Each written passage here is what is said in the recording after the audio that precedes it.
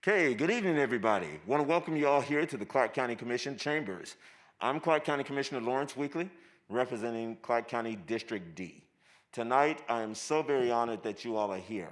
You know, these very trying times that we're dealing with right now, there are so many Nevadans who will suffer the brunt of evictions. There are so many Nevadans who will possibly find themselves homeless. You all know, October 15th, the governor lifted the ban. And there are a number of people whom already started receiving 7-day eviction notices. You've received one? Well, tonight, we're here to help you find resources to see what is it that Clark County can offer to you. We've teamed up with one of our community partners that's going to also share with you just some of the information and resources that they have as well. We thank you for being here, and let me just reiterate to you all. Tonight, nobody's here to judge anybody. Nobody's here to look down on anybody. What we're here for tonight is to offer a helping hand. Clark County, our management, our Board of County Commissioners have gone above and beyond to extend as much resources as we have to be able to help many of the millions of residents that we represent. Tonight, I'm very honored to have our Assistant County Manager, Kevin Schiller. He will be here to solidify a lot of the resources that we have, and I want you all to ask whatever questions you all may have, all right? Let's do our best to stay as respectful as we can of one another. Anybody get a little out of pocket because they don't like what someone has asked or said, we're gonna politely ask you to leave. And if you know anything about me, I'm that guy. So let's just keep it respectful, let's keep it educational, and let's do our best to save as many Nevadans as we possibly can, because we don't want to see anyone homeless. These three ladies that's standing here, they're going to give you some really good information here tonight. Before we move on and introduce these ladies, I'd like to introduce Dante Scott. He'll tell you a little bit about he and his organization. And once again, I want to thank you on behalf of the Board of County Commissioners, our County Manager, Yolanda King, Kevin Schiller, and the rest of our team. Thank you for being here, and welcome to Clark County. Dante. Hey everyone, how are you? My name is Dante Scott. I'm the president of Housing Assistance Corp. We are a nonprofit community development corporation. We focus on community development, housing assistance as far as affordable housing, redevelopment, and everything you could think about when it comes to community development. Today, we came here today because we're boots on the ground. So we're landlords ourselves. We're dealing with the tenants. We see what's going on. We hear the cries. We hear the pleas.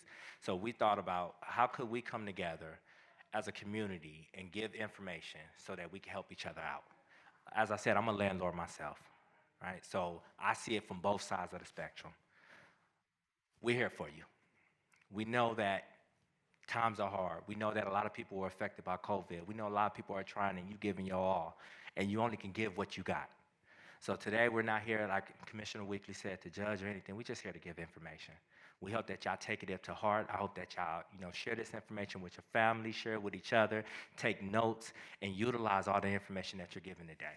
Thank you. Thank you so much. Let's give Dante a round of applause, please. Now, you all have, who doesn't have anything to write with? Who doesn't have, I see one. Who else? Two? Who else? We need to get some pencils and ink pens in here.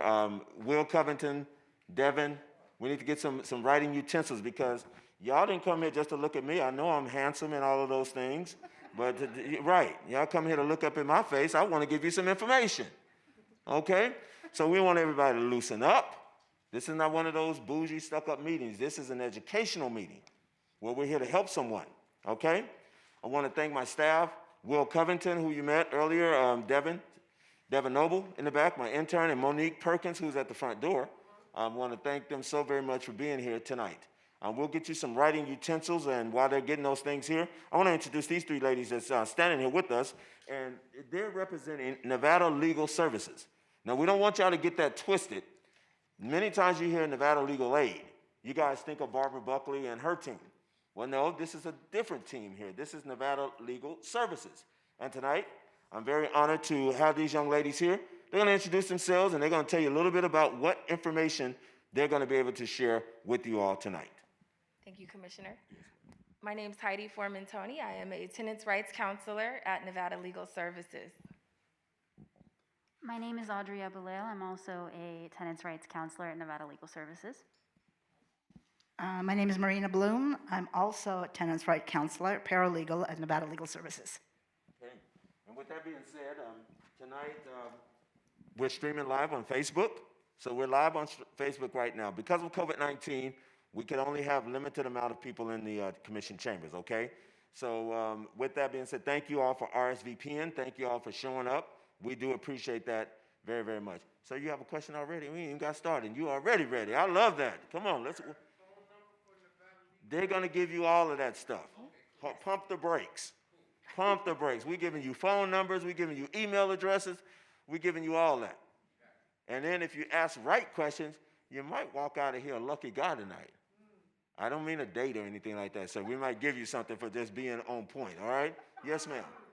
You mentioned the time frame of October, what? 15th, when the ban was lifted. But then there's CDC in December. The governor, he had his discretion, and he chose to use his discretion as the governor of the state of Nevada. Okay, so he wins. Well, he wins in the state of Nevada.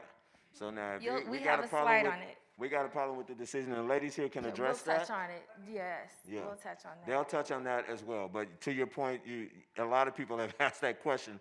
How does he get to supersede the federal CDC? But the ladies will touch on that here tonight, all right? Listen, like we said, we're streaming live on Facebook.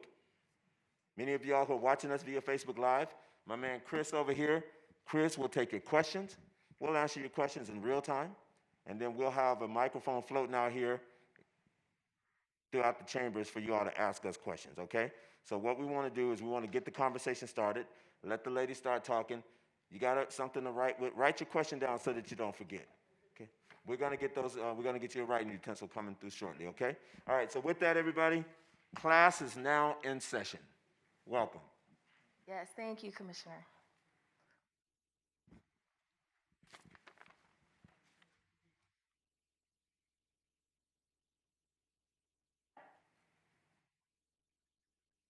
This talk today will focus on eviction record sealing. Some of you have evictions on your record.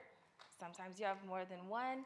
We're going to explain how to get those off of your record so that you can move forward. Housing vouchers, subsidized housing, or even just private landlords. It's very important that we address this and take an opportunity to get records sealed where we can. So, Nevada Legal Services. Who are we? Nevada Legal Services is a statewide nonprofit law firm providing legal assistance to low-income individuals who qualify for our services. That means that you're under 200% of the poverty line. The record sealing class is actually taught bi-weekly at the law library without income restrictions, as well as in our office. We are located at the corner of Bonneville and 6th Street. If you are interested, you can always stop by. I know a few people mentioned that they had 7-day notices to pay rent or quit in hand. We can talk to you guys today. You can also stop by our office and see one of us so that we can advise you on how to proceed with that. When it comes to legal aid, there are no fees. It is a free service. So long as you qualify, you will be able to get the advice, the assistance. Higher level of assistance is actually available with the advocates when you do have Section 8 or when you live in a subsidized housing, Section 42, senior properties, and of course, we can tell you, which category you fall under for your home. Our hours are Monday through Thursday, 8 to 4:30, and Fridays from 8 to noon, and we close from 12 to 1 when the hours are full day hours. We cover a variety of practice areas in the office. So as you can see, civil legal services, we have housing, we address consumer issues, public benefits, if you've had denials for public benefits, limited immigration, low-income taxpayer clinic, the Indian Law Project, and we also offer pro bono attorneys around town to address various legal issues that we don't handle in-house. Yes. 8 to 4:30. Yes, sir. You're welcome. For the pro bono program, we do offer criminal record sealing, name and or gender marker changes, bankruptcy, estate planning, and you come by, you can actually have these services taken care of for free for you if you qualify. So, first the basics, eviction process. So, Nevada is one of the rare states that utilizes the summary eviction process. It's very quick. It's not like California, other places where you're able to have a jury trial and it takes several months. Here, it moves very fast. In that eviction, you blink an eye, you have that 24-hour notice on your door. So we're just gonna take it step by step, starting with the notice, the eviction notice that's posted to your door or garage, tenant's affidavit, defenses, landlord's complaint, and then finally, the hearing in court decision. There are different types of notices. Evictions are not just about money. They're not just about paying the rent. We have nuisance, lease violations, no cause notices where the landlord's saying, I just don't want to rent to you anymore. Your lease ended. Notices as of July of 2019, they must be served by a constable, a law firm, or a process server. The landlord should not be putting that notice on your door. That would be improper service. The eviction notice that you get to start the process, so those notices, all of them, none of those should be posted by the landlord themselves. So at the bottom, it'll have usually a badge number and the name of an individual. If you see your landlord posting it on your door themselves, then that's not proper. So going back to the notices, we have the 7-day notice to pay rent or quit, and then we have the 5-day unlawful detainer notice. The 5-day unlawful detainer notice follows the items listed below: 3-day nuisance, 5-day lease violation, and the no cause notices. Step 2 in the process is where you file a tenant's affidavit. We actually have a new tenant's affidavit that was released, much different from the typical one that we see because it gives you the option to request mediation, has some additional defenses like the CDC moratorium that someone asked about earlier. You must file that tenant's affidavit within 7 days of receiving your 7-day notice to pay or quit, 5 court days of receiving a 5-day unlawful detainer notice. These are available online. You can also request them at the court, or you can come by our office, do an intake with us over the phone. We can email you the forms. We have a lot of different ways that you can get these forms so that you can have your tenant's affidavit filed. During that 7 days, the landlord may not proceed with the eviction. Once you file that tenant's affidavit, it basically preserves your right to a hearing. You'll have your day in court once you file it, so long as you file it in time. If you're low income, you can fill out a fee waiver, which actually allows you to waive that $71 fee that would have to be paid to file. If you're over income, if you think you're close to being over income, I would just recommend sort of monitoring it so that it doesn't come back, because then the court would need you to pay for it in order for that filing to be accepted by the court.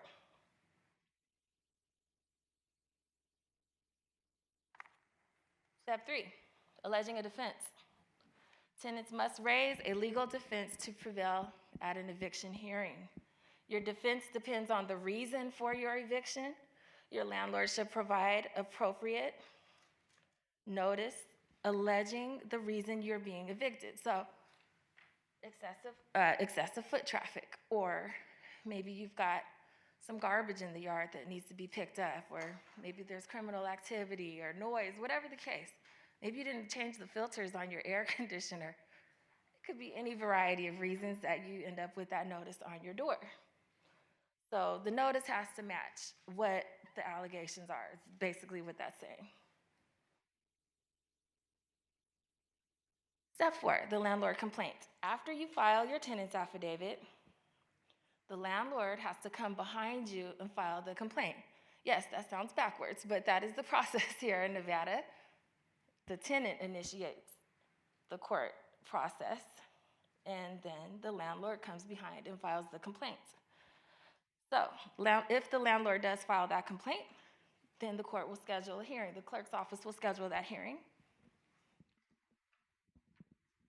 If you do not file that affidavit, there's no hearing, and your landlord will prevail on that eviction. So 7th day of your notice, you don't make it down to the courthouse. The next day, the landlord can take that original notice that was placed on your door and go down to the courthouse and file for the eviction. It'll be ordered by the court, sent over to the constable to execute and lock the doors. So again, the process moves very quickly if you don't put a halt to it by filing that tenant's affidavit within the proper time period. If the landlord fails to file a complaint within 30 days of expiration of the notice, then that notice is void and landlord has to start over. So some people maybe had 30-day no-cause notices that were months old. Maybe they got it back in March before all of the COVID closures. That notice will have to be reserved if it wasn't already in the courts, meaning you didn't do the tenant's affidavit yet. So that's something you always want to pay attention to. If you have a notice, whatever notice it is, once it expires, the landlord has that 30 days to come back and do what they need to do. Step 5, the court hearing and decision. So you've done what you were supposed to do. You filed your tenant's affidavit. You're feeling good about everything, the process, but you don't show up to your court hearing. If you don't show up, you will not prevail. The eviction will be granted. Also, if the landlord fails to show, the eviction will be dismissed. So it works both ways. It's just the default judgment that you'll get. Next point, what you bring to court. Yes, ma'am. Okay, yes, the last thing that I said was that you don't want to miss your court hearing date. If you don't show up, even though you filed that tenant's affidavit, if you don't show up, you can't win. You're not there to tell your side of the story, so the landlord will prevail and vice versa. It works both ways. What do you bring to court? You can bring documents that will help establish your defense. Receipts, your lease, witnesses, police reports, whatever you need to basically support and back up what you're saying. We have our testimonial evidence when we're speaking, and we're, basing that on how we are perceived as being truthful, but it helps to have a receipt or something to back it up. Yes, Judge, I did pay the rent, or I paid a partial payment that was accepted. Okay, show me. How do we know that's true? You want to show the proof. You want to dress appropriately, of course, in court. And then don't interrupt the judge. Sometimes the judge is trying to help you. You see, it moves so quickly. There's so many people there. And on occasion, the judge will start a line of questioning. We don't always know, as a layman, what the judge is asking for. But he might be trying to help, he or she, I should say, might be trying to help you prevail on your case. So listen, answer truthfully, slowly, and respectfully. You don't want to ever see a shouting match, where someone's yelling over the judge and trying to say, well, and that's landlord or tenant, either side. I've seen it all.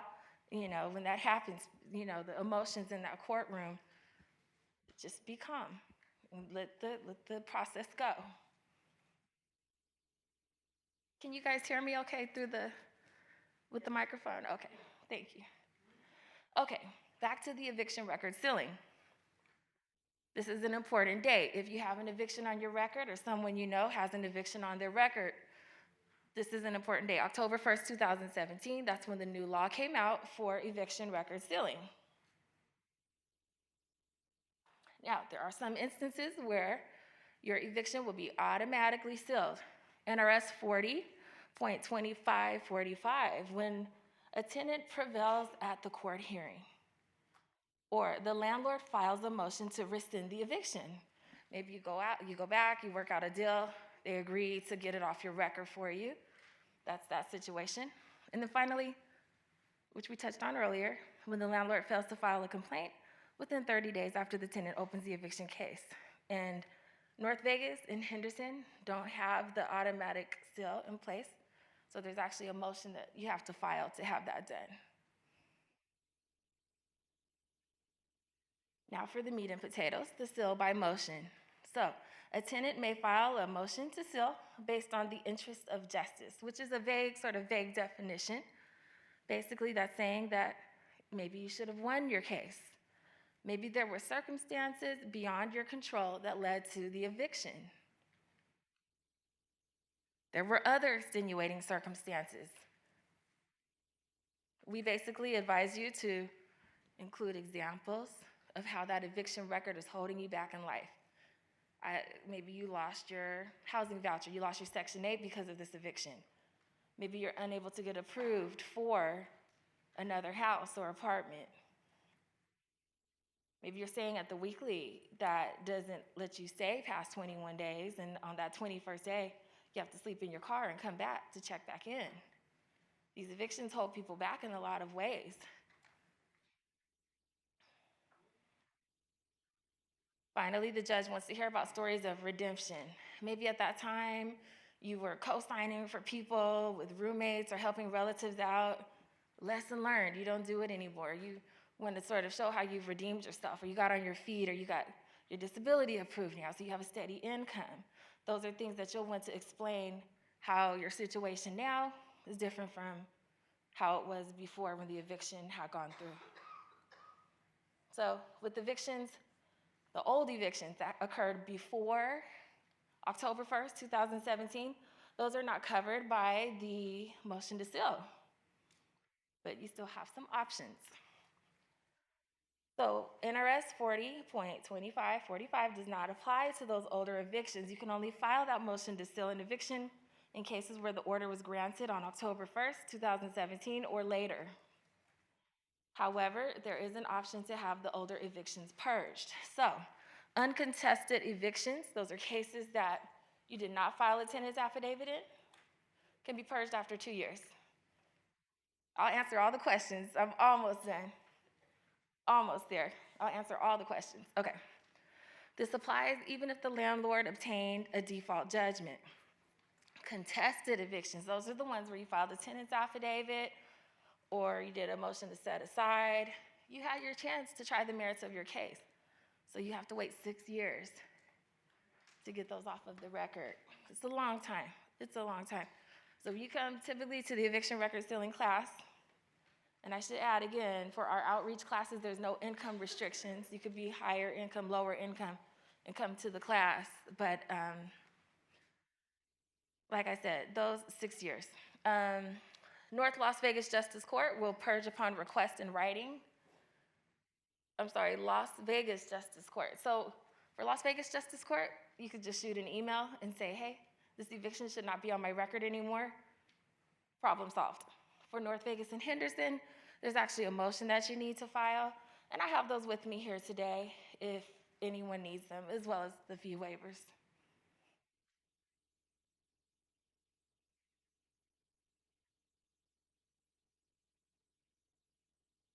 Fair Credit and Reporting Act, we have an event actually. Grab a flyer on the way out if you're interested in how this affects credit reports. Filling out the forms, fee waiver and motion. So when you go to the courthouse, you're ready to file your tenant's affidavit. You want to make sure that you have a copy of your originals. That's your tenant's affidavit, your fee waiver. Keep a copy for yourself, and then you have one copy that goes to the landlord. You want to make sure the court updates your contact information. So whichever address you put on the forms will be the address, the email, the phone number where the court reaches out to speak with you. Another important point, checking the court website for hearings. I had a client the other day whose landlord took the mail. She didn't know that her hearing date came in the past, and what happens when you miss your court hearing? You lose by default. So if she had called or checked the website, she would have known.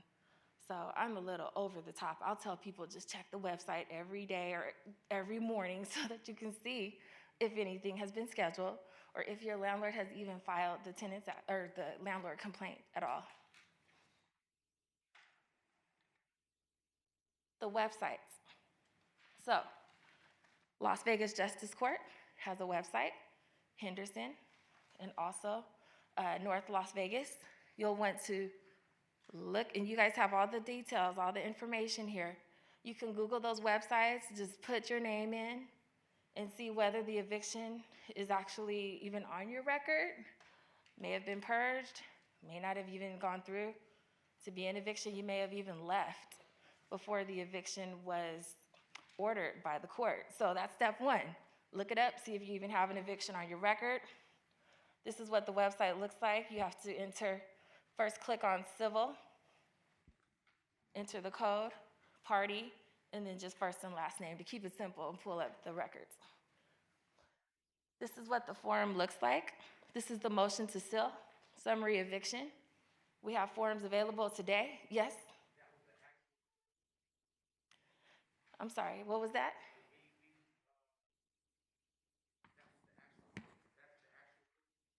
Oh no, it changes every time you log in. And they're a pain. I personally am not good with the codes because they're like a little slanted. You can refresh it and get a new code, but yes, the I'm not a robot process that we hate so much. And this is the form, like I said, for the motion to seal. I want to encourage you guys to reach out to us if you need one-on-one assistance or advice on sealing your own eviction record. I can pull up the file, either of us. We have another counselor as well. We can advise you over the phone. You can do an online intake. You can walk into the office. You may not be seen right away, so over the phone and online is just as good. But this is what the form looks like. If you need them, when you go out the door there's some available for you, as well as the fee waivers. This is what the form looks like when you're trying to get your eviction purged. Remember North Vegas and Henderson? You have to do it by motion. That's what this form is. Really quick point. A lot of people were asking about the rental assistance, and then I'll pass this to you. The rental assistance, when you go to the website, just apply to one under the link. You have your application in. And that sort of goes into our next topic, which is the CDC moratorium, because that's one of the requirements for a person to be covered under the CDC moratorium. They have to apply for rental assistance. So Audrey's going to take it from here. Thank you. Here's the clicker. Okay, so we're going to talk a little bit about the CDC moratorium, which came out in early September this year. This is a nationwide moratorium eviction that is supposed to protect covered tenants from eviction through December 31st, 2020. Now,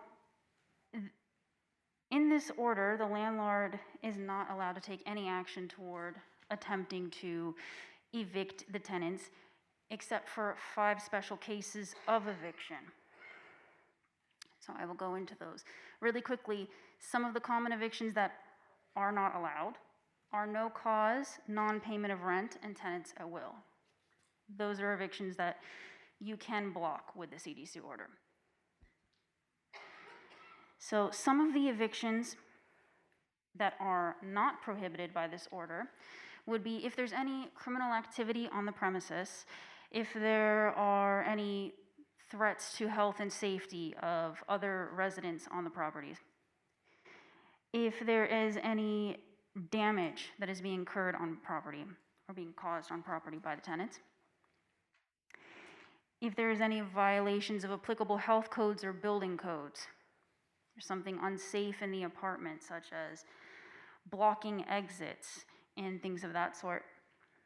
And finally, any other violation of contractual obligations in your lease, except for timely payment of rent because of the hard times, the unprecedented times that we are going through right now.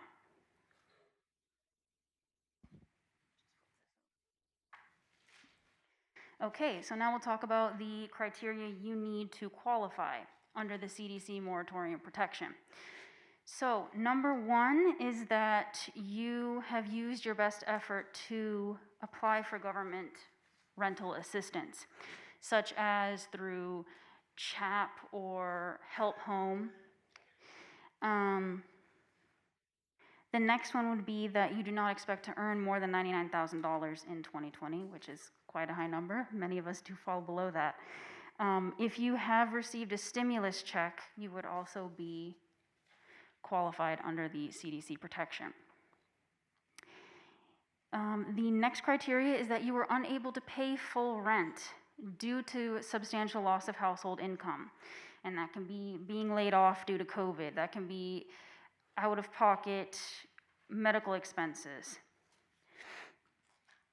It can also be reduction in wages hours. Maybe you are still working, but your hours are drastically reduced due to the pandemic. The next criteria is that you are using your best effort to make partial payments of the rent as close as you can, or as your circumstances will permit. I know many people are pending unemployment benefits, for example, and they've been waiting. That would be an example of a reason, your circumstances would not allow you to pay rent at all. Finally, if you were to be evicted, it would render you homeless, or you would have to live in close quarters in a shared living setting. So if these 5 criteria seem to apply to you, you probably should sign a CDC tenant declaration, send it to your landlord, keep a copy for yourself. There is a recent court form that we have just seen in the last week, the CDC proof of service. So after you sign and send your CDC tenant declaration, you can file a CDC proof of service with the court to go on record that you have submitted this to your landlord. And you can also say which method of communication you use, whether it's certified mail, email, or what have you. The form, we do have it through our office if you want to request it of us. I believe it's also, do you have it on the slide? Initially it didn't, now it does.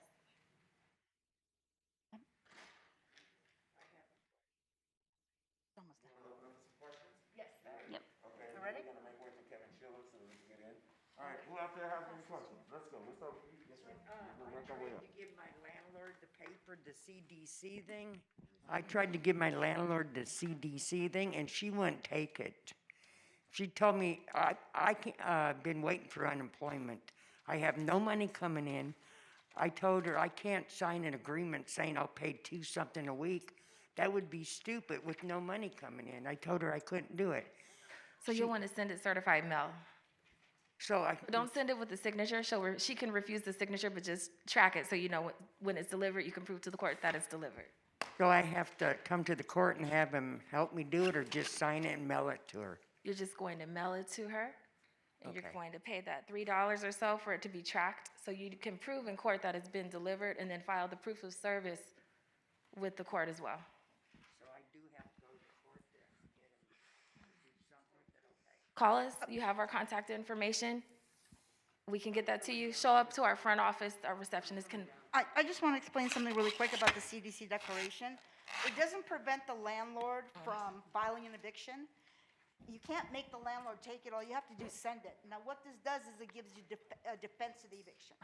So it doesn't preclude the landlord. The landlord's going to do what the landlord's going to do. But that is your defense, what's called a legal defense, when there's an eviction hearing.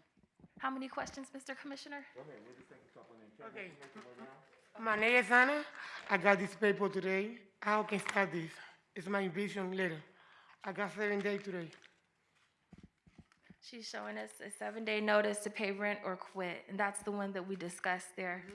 Come by our office, and we'll help you with the tenant's affidavit if you qualify for the services, or we can direct you to where you can, okay?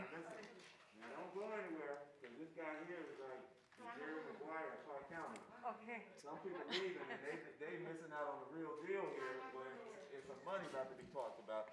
I see some of your hands up and you guys are all over the place. Let's go to this lady, then we'll go to that gentleman. And then, young lady, do me a favor, you're young, work your way on over here to the middle and then we'll get your question. wanna and interrupt turn you. over to Sheila. Okay. Yes, ma'am. What if the landlord refuses to take a partial payment? Does that give it any extra cause on our side? Yes, it does. When you look at the tenant's affidavit, that's one of the items listed, refusal to accept full payment, or if they accept partial payment. There's a variety of defenses, but if you qualify for the CDC order, you'll want to make sure that you get that So I in should go place. to your office tomorrow. For specifics, yes, yes, yes. Okay, thank you. See that gentleman right there. Let's take this lady, 'cause she's had a. Do the CDC count for weeklies? That's a really great question. Does the CDC count for weeklies? From what we've seen in court, the CDC has not been covering people at the weekly. However, according to our office, our directing attorney, under Nevada law, if you're a tenant, under our Nevada rules, you should be covered. But we've been seeing it play out differently in the courtroom, but we'd advise you to go on and fill it out regardless. Great question. So basically, what we're doing is buying time. So when December the 31st comes, then what? We're still with the same situation. We're still faced with the same problem. My issue is that my landlord wants me to pay back pay. And I ask her with what? I can't afford to go back, but I can go forward. And so this is why I received this information, and I told her. She said, well, Ms. Pierce, what you can do, you can give the key, or you can pay the money. I told you this wasn't an option, because I can't do neither one of them. So my question is, how am I going to pay back rent? I can't go backwards. I can't pay $8,000, but I can go forward. And they just don't want to hear that. So that's my issue. Okay, so there might be a solution to this question. When you file the new tenant's affidavit, it gives you an option to check if you want mediation, which we suggest you do. At the mediation hearing, you can request people from 211 or anywhere that you applied for rental assistance to actually be there, or representative be there, and from unemployment. So when the mediation is scheduled and you have people coming in from where you apply for rental assistance or unemployment, they can actually make a deal or some kind of a contract, or however it's going to be, with your landlord, and saying that they're going to cover your back rent. So it's actually could be a really good situation if you take mediation. Facebook question on the screen. Oh, Hold on, you guys. Okay, let me get this lady right here. We'll be back to you, okay? Please. Okay, this is the letter that I gave my, the people, the CDC. They took it, and, no, this is it. Well, yeah, she made a copy of it and gave it to me, and I paid her a little bit of money, because I'm on unemployment. I paid her some Friday, and I was gonna pay again tomorrow when I get my unemployment, and then hopefully I get that back money, that $300 we supposed to be getting, and then she ended up serving me the 7-day eviction. And I'm also at a weekly. I've been there for almost over a year, but they did take, when we had the where people wasn't paying, couldn't afford to pay because of that, they did take part of that. They didn't put nobody out, but I was still paying what I can pay. So I was wondering why I still got my 7-day notice. And I told her all I can do is pay weekly when I get my unemployment. And she said, to pay $32. That's what the CDC requires for us to pay until we can catch it up. I'm planning on trying to pay it. And I understand I still owe that money, but I'm going to, if they said something about Dieter supposed to be paying us this week, and I'm going to take that whole check that I can pay, plus I got an extension because it was because of the COVID. So So we're gonna have, it just, I mean, I don't know why she took it. She took mine, but she didn't take hers, but she took mine and she still gave me the 7-day notice. So as I explained, the CDC declaration does not prevent a landlord from serving an eviction. What it does is it gives you a legal defense to fight the eviction. So, right, yeah. Yes. let me let Mrs. Schiller share some information from the county standpoint. Hold on one second here. Go ahead. Good evening, everybody. Kevin Schiller, Assistant County Manager. First, I'm sorry y'all have to be here tonight, but I want to give you some vital information, and I'm not going to just read something to you. I want to make sure I just talk to you a little bit about what some key tenets are, and I'm really glad Legal Services is here tonight. So everything they're saying related to the evictions, it doesn't prevent evictions with that CDC order. Key piece that she hit on, I want to make sure before I start talking about how you get assistance, you need to make sure, so if you're going to file that and send it certified mail because landlords are not necessarily going to agree to take it. But the second piece is you want to request mediation in the court process because we are directly tied. So I'm from Human Services, Social Service, and what we are here to do is we're trying to get dollars out to expedite paying. Many of you have just asked multiple questions about how do we get our rent paid in the arrears, and that's really what those dollars are for. So Legal Services talked a little bit about the fact that there's some nonprofits out there, and that's how we originally rolled out that program. And then last week we kind of shut it down and we're still taking applications of the nonprofits, and you can still call them, but we also set up a call center, and more importantly, set up a portal. That portal allows you to apply. If you have the documentation, which I'm going to talk about in a sec, it's a 20-minute process.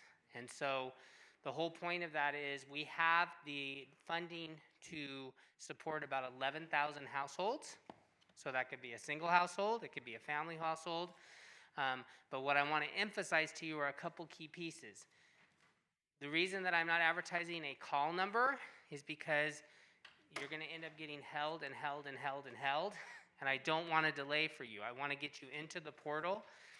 Even if you have incomplete information, once you're in the portal, somebody's going to reach out to you as you work through the process because your name is in that system. So does everybody have something to write with? I just want to make sure everybody has something. He's going to hand something out.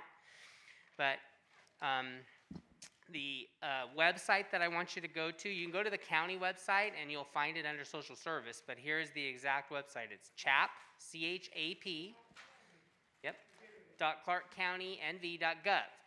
So as I just said, we just re-rolled that out because of capacity issues, because we had to make sure we hired a whole bunch of temporary staff to support this process. Why I want you to get on that website is there's two sides to that website in the portal. One side is the landlord, and the other side is you. Why she brought up mediation is really important, because if you get in there and you fill out your side of the portal, you'll be the client side, you're in that system, and then what happens is our adjudicators that we're paying are going to be reaching out to that landlord, as are you, because you're trying to talk to your landlord and say this is what we're going to do, because we need to know, number one, that they are a landlord. They have to prove it, and that's not real hard to do. But number two is we got to know what you owe. So I heard somebody say here $8,800. There's probably different varying amounts. The point of this program is to pay your arrears. I cannot pay anything come January 1st utilizing these funds. And I'm not going to give them back to the federal government. I want to make sure I can pay your rent, okay? Well, we're not going to see somebody like this lady right here who talked about the arrears of 8,000. She didn't say 8,000. Doesn't matter to me that it's 8,000. I don't care that it's 8,000. I need you, if it's from March 15th or March 17th forward, my apologies, that is the dollar amount we can go back to. We can't, so you have a COVID-related impact. See that Jenny is sitting right next to you? Yes. What's in her hand? A computer. Yes. You should be logging on right now, signing you up. For the website, where's the website? And we're going to hand it out too, so you have both. These young people, they know how to work that system, right? I'm going to hand it, I think we have handouts for you that have it on it, but it's all together. Okay? And I'll repeat it a couple more times. A couple other, oh, sorry, Commissioner. Sorry.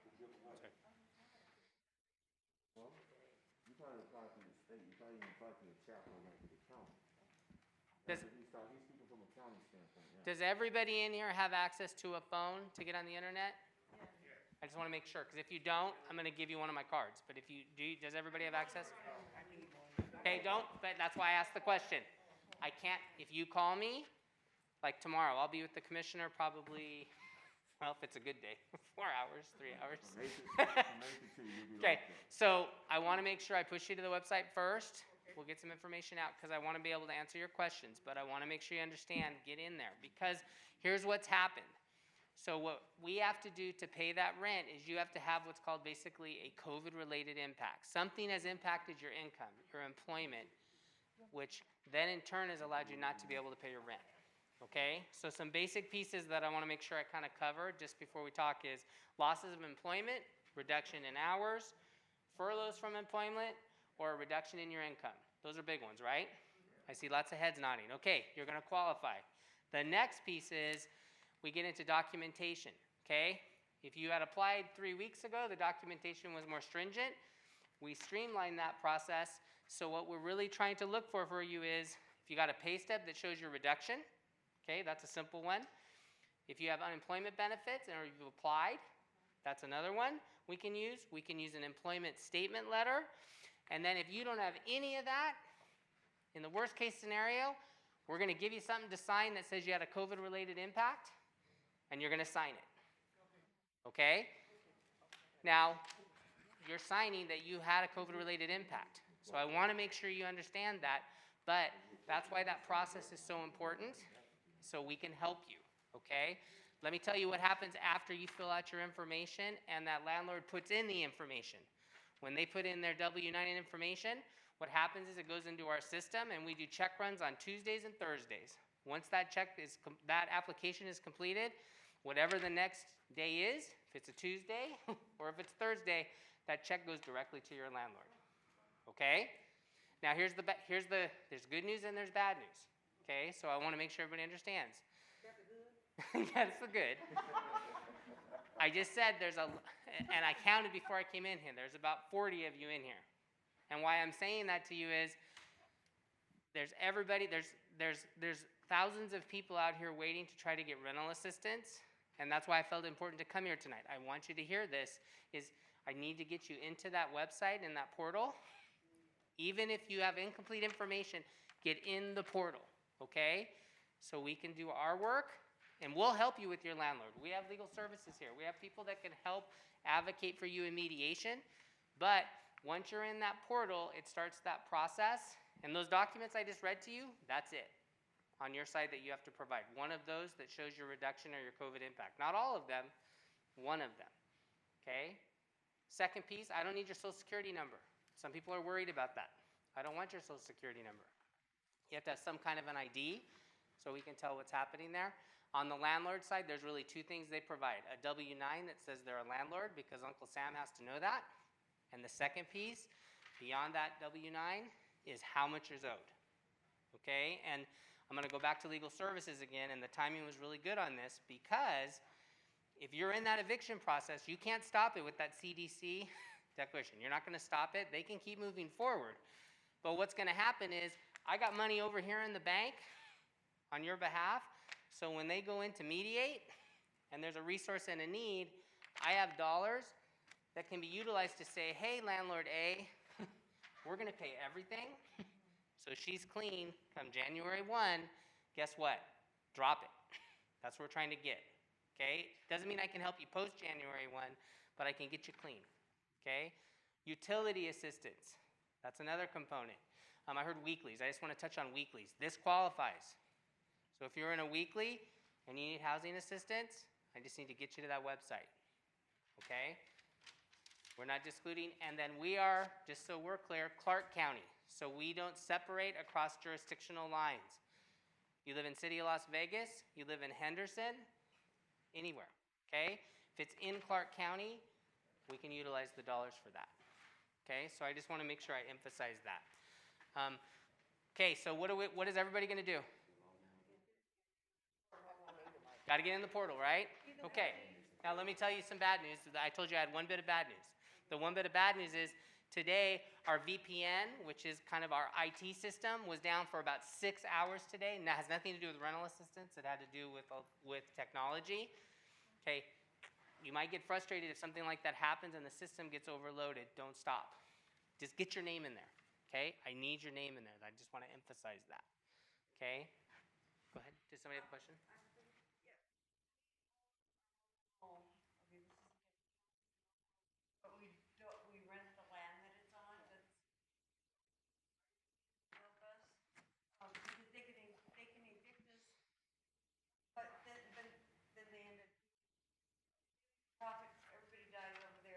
So that's where I think legal comes in too. So we would want you to get into our portal so we can link in, because we're not going to do it on an island. We're going to get you to resources to support your circumstance. Yes, yes. Okay, Yes. we have a Facebook question. Chris is providing us with a Facebook question. And we sort of Here's one right here. eased into the topic. So when you submit, here's the Facebook question from Michelle Gallegos. She asks, when you submit the CDC form and you have the 7-day notice, do you still have to file with the court the tenant's affidavit? If you have a 7-day notice to pay rent or quit, or a 7-day no cost, whatever notice you have, go file your tenant's affidavit. If you're using the 7-day notice to pay rent or quit, that is when you can use the, well, not just the 7-day pay or quit, but you can use that CDC declaration that you gave your landlord. You file it all together with the court. It actually shows up on the court record and everything as a separate filing. You have another one, Chris? Give me a minute. Okay. You want to go back to the crowd for a minute? Okay. Who else? This young lady here was waiting. Yes, ma'am. Well,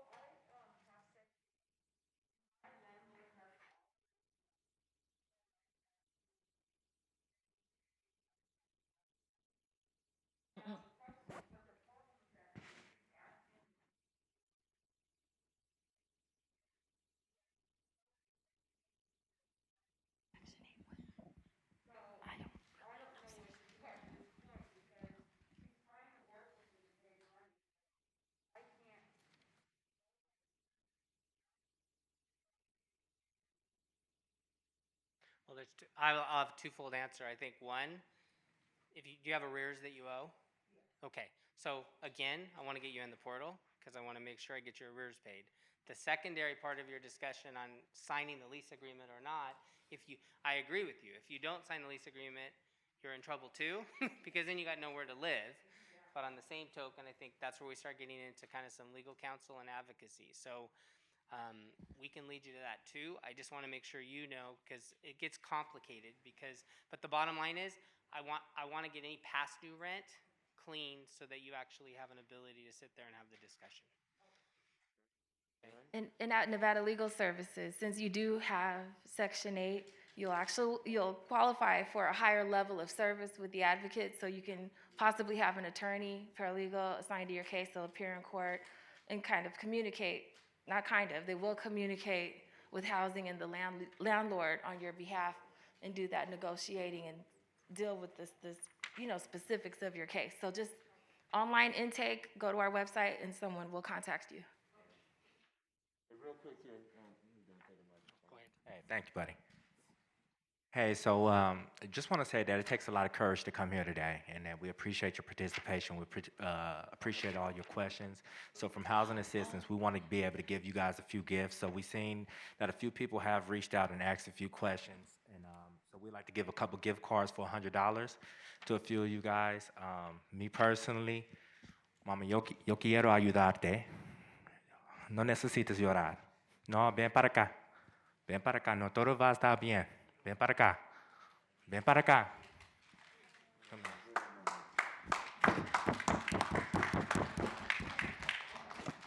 don't know why you have to show off and start talking in Spanish like I do. Yeah, cubana. See how you just show out, Akeem? That was nice. Congratulations, Mama. See what happens when you just show up and participate. That's what we want. I want you guys to know what Mr. Schiller's trying to do here tonight. This is real-time stuff. And Clark County has some great resources that we're trying to offer. We just need you to do your part. Don't get frustrated. As I said to my mama right here, this young lady sitting behind her here, these young people know how to use that thing in your hand. That's a computer. She put you on already in 10 minutes. Are you in the system? You about to be in there, and that's exactly what Mr. Sheila is saying. Get in the portal, and if you don't understand it, look at that young man. How old are you, young man? 14. I bet you he can. Yeah, I bet you he'll have you in the portal in about 10 minutes. If they don't know how to do anything else, they know how to work those computers in their hands, right? There you go. So don't be embarrassed tonight to ask questions. Yes, ma'am. Yes, ma'am.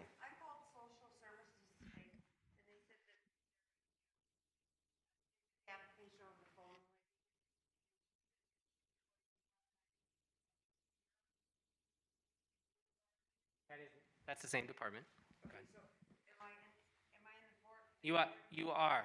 So, but here's what I would do. So they'll eliminate duplication. So just so you know, when you've got up to 11,000 people trying to apply and call, that's why the first thing I said to you guys is, does everybody have IT access and a phone? Because I still want you to go into that portal and put your stuff in on your side to make sure you're there. Because people, yeah, well, you just need to go. All you got to. He's on it right now. She's on it. Go ahead. I'm sorry. Okay, the deal that I applied for, which was Friday, what is it called? Chat. Yep. Yep. Okay, I was trying to upload my information. Couldn't get it done. Well, I tried, I hope it's on there, but it had on there when I checked it, well, my data didn't ran out on my phone, because I have a government phone. But, I went to the library and I tried to upload it. Is there any kind of way I can find out if it's, because it just has my, Yep. I'm gonna have you write down your name and I will look it up. And that does become an issue. So uploading documents, myself included, I'm an old man, so I'm not as good on that stuff. But what I want to make sure you guys know is if you get your name into the system, even if you don't have that document and you're in the system, our adjudicators are going to call you. I went to the library today and did this. I just. Yep, went that's in right. You're on there. You're in there. You're in there. I just did the CHAP, assistance, that's all I put. Is that the right one? Yeah, that'll take you to the website. You should have been on. Did you go to the? Were you in the portal? Yep. Yep. Then you did it right. You'll check to see before we. Yep. I'll get your info. I can't check here, but I will look. Give them the information. All right, guys, we have another Facebook question, and then we'll come to the lady up there. Yes, ma'am. Thank you. Listen, we got the RJ helping us out in both ends. Okay, good. Thank you.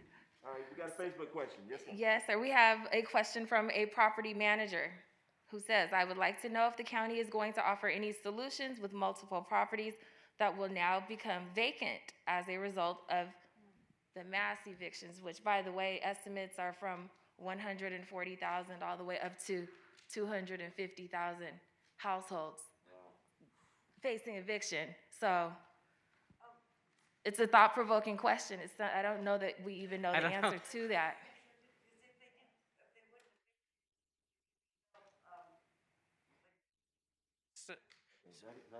So I'm just going to talk at two levels because I think that's kind of an open-ended question. So I agree with you. I don't want people to get evicted, so that's why I'm speaking. But in the assumption that we have vacant properties, and to this property manager's question, one of the key pieces that I would emphasize is people that need housing post December 31st still need housing.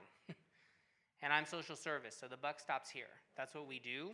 So just so you're aware, we are right now working on budgets to support deposits and rental assistance programming post December 31st when the CARES dollars run out. Now, we're not going to have the same amount of dollars, but just so you're aware to the property manager's question who's out there, I would say to you, our support is going to be towards trying to fill those spaces and doing it at the most efficient and uncostly way we can to support our community. Because we know we're going to have many people, and if you're homeless, there's no dollars to be saved. It traumatizes you, it hurts you, and it costs a lot more money. So we want to support that process, and honestly, I want to prevent the evictions at all costs, but we want a house. Okay. All right. We have the lady up top, and then we have one more Facebook question, and then we'll bring Dante back up, and we're going to wrap for tonight, and we'll get your information from you so that Kevin and our office can reach out to you guys and make sure that you guys are in the portal, okay? Yes, ma'am. Thank you. Thank you. And stop going to events being a crybaby. You up in here being a crybaby in front of everybody. Let's go. It's all right to cry. I know it is. Just don't keep crying. I'm messing with her, but we're gonna get through this. We don't want no crybabies up here. We're gonna tough this out. I feel Yes, her pain. Yes, ma'am. However, I want to know about working with sealing the eviction because I've already been evicted and I'm homeless, so I have to find somewhere to stay. Where are you staying now? With a friend. Where are you staying now? With a friend. And I hate it. I would like anyone here who needs personal assistance with sealing the evictions to put your name on a sheet of paper, write it down, drop it up front, and we will, between the other counselors and I, since you're here tonight, we'll follow up and take care of that. Those of you with 7-day notices, we can get into the specifics of those as well. Drop your name on a little slip of paper. I should have like a sign-up sheet or something up front. And we'll reach out to you tomorrow morning, between the three of us. Yes. Write your number down right here for me. She has a piece of paper. Okay. She has some paper down here too. All right. Perfect. All right, we're gonna try to get it done. Okay, guys, we got one more Facebook question. Hey, you wanna read that? Okay. You know I can't see that little writing. Okay. I'll pull it up and everything for you. Okay, go ahead. I'll pull Okay. it up and everything. So the Facebook question here is there anyone that can help with housing for the disabled or those waiting for disability during this crisis? Did y'all hear the question? Kevin, did you hear this? I didn't hear it. Oh, I Say can it one repeat more it. time. Read it louder. This question is there anyone that can help with housing for the disabled or those waiting for disability during this crisis? To answer that question, that's going to fall again to a social services side. So in that case, if you're waiting for housing or you're in housing, I'm going to make an assumption. If you owe rental assistance in arrears, we certainly can help you. It'd be the same thing, drive you to the website so we can get you in the portal. If you're looking for housing and trying to get placed in housing, we would want you to reach out through our social services website and contact the social services website so that we can get you in contact and figure out where we can place you. Especially because you're going to have some level of disability income that will help us when we try to front, for example, deposits and other things that you may need. All right. Thank you so much. Listen, how many of you guys found this helpful tonight? Thank you so much. That's what we wanted to be. We wanted to be a blessing to you all tonight. To any of our Facebook viewers out there, want to thank you too for the questions. Want to thank you all. Please pass on this information. We have a lot of people that's going to find themselves in a situation like the lady up top here who finds herself homeless and staying with a friend. Now, y'all know how many of our relatives are. Y'all know how many of our friends are. You better go down to that workshop because you sure can't stay with me. Am I right about that? Yeah, I know I'm telling the truth. But listen, Dante has some information he's going to share with you guys. He has a couple more giveaways to give away, and then we have a very special presentation we want to give here tonight. All right, so I got a few more giveaways. So again, thank you for your courage, and this is, our gift to you guys from Housing Assistance to you guys. So the brother up top right there with the dreads, we have a gift card for you.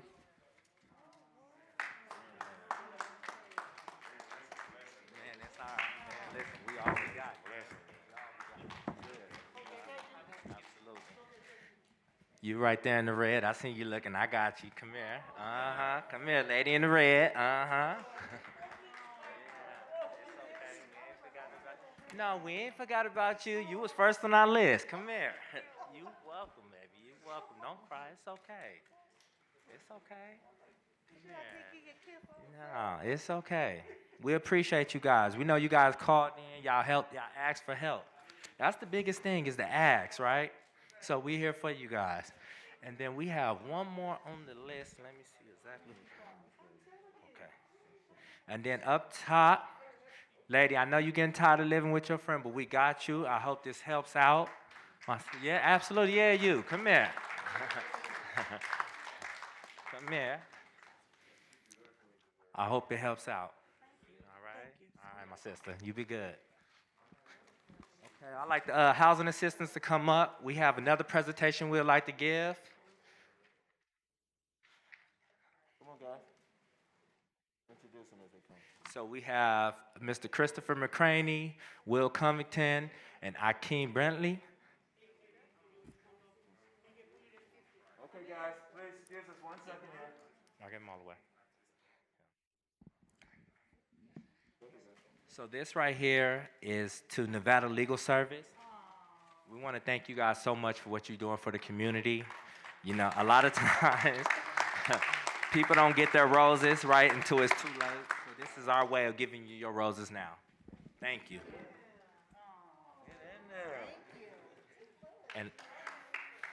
And last but not least, Mr. Commissioner Lawrence Weekly. No. You don't get to wave us off. No, listen. We appreciate you for your constant gratitude, for your constant work that you do for the community. I know a lot of times, no, give it up to Commissioner. We love you, and I think we speak for the community when we say we appreciate you and thank you. Again, thank you everybody for coming out. We hope that you got a wealth of information. I hope you take this information and apply it. Thank you.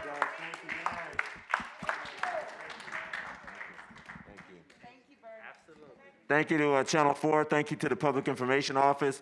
Thank you to the County Manager's Office. And thank you all so much for being here. The Review Journal, everybody. Y'all give it up for the Review Journal. They were the only media that showed up tonight. Thank you so much. Thank you.